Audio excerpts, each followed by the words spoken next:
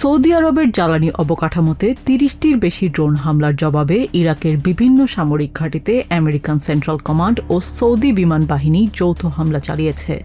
এই যৌথ বিমান হামলায় চুরমার হয়ে গেছে মসুল ও বাগদাদের একাধিক স্থাপনা, ধ্বংস হয়েছে বহু সামরিক যানবাহন, প্রাণ হারিয়েছেন রাষ্ট্রীয় নিরাপত্তা বাহিনী পপুলার মোবিলাইজেশন ফোর্সেসের অন্তত ২০ সদস্য।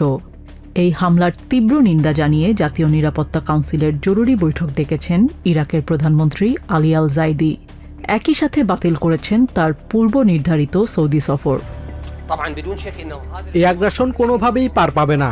এটি কেবল পিএমএফ এর ওপর হামলা নয়, এটি পুরো ইরাক এর রাজনৈতিক ব্যবস্থা এবং সার্বভৌমত্বের ওপর সরাসরি আঘাত। তারা ইরাকের একটি অবিচ্ছেদ্য অংশ, তাই এই আক্রমণের শিকার গোটা ইরাক। এদিকে বাগদাদের রাজপথে নিহত সেনাদের কফিনকে ঘিরে শোকাক্রান্ত জনতা ক্ষোভে ফেটে পড়ে। ইরাক ও ইরানের পতাকায় মোড়ানো কফিন নিয়ে মিছিলে নামেন হাজার হাজার মানুষ। শোক মিছিলে উঠে আসে আমেরিকা ও সৌদি রাজতন্ত্রের বিরুদ্ধে কঠোর স্লোগান। পার্লামেন্ট সদস্যরা ক্ষোভ প্রকাশ করে সৌদি আরবের সাথে চুক্তি বাতিল ও তাদের রাষ্ট্রদূতকে বহিষ্কার করার দাবি জানান।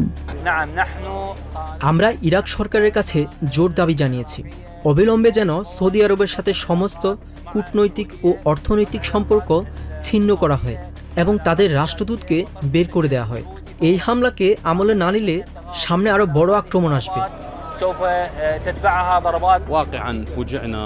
আমেরিকান ও ইহুদিবাদী বাহিনীর সাথে যোগ দিয়ে সৌদি বাহিনীর এমন কাপুরুষোচিত আক্রমণে আমরা স্তব্ধ।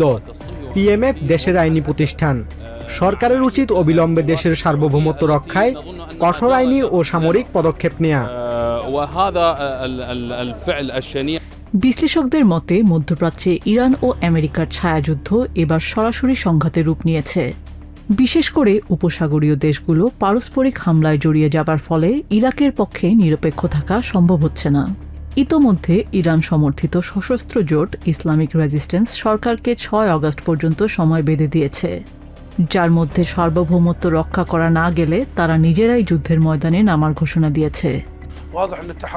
স্পষ্ট দেখা যাচ্ছে সংঘাত এখন প্রক্সি থেকে সরাসরি লড়াইয়ে মোড় নিয়েছে। এটি লেবানন, ইরাক ও ইয়েমেন কেন্দ্রিক আঞ্চলিক ভূরাজনীতিতে চরম পরিবর্তন। আমেরিকা ও ইরানের সংঘাতের মাঝে ইরাকের পক্ষে আর আলাদা বা নিরপেক্ষ থাকা কোনোভাবেই সম্ভব নয়। আমেরিকার সঙ্গে ইরানের সংঘাতের বিস্তৃতি এখন গোটা মধ্যপ্রাচ্যে ছড়িয়ে পড়েছে। ইয়েমেনের হুথিদের পর এবার ইরাকের সঙ্গেও সংঘর্ষে জড়িয়ে পড়ল সৌদি জোট। নিজিয়া জামি, টিভিএন 24 নিউজ ডেস্ক।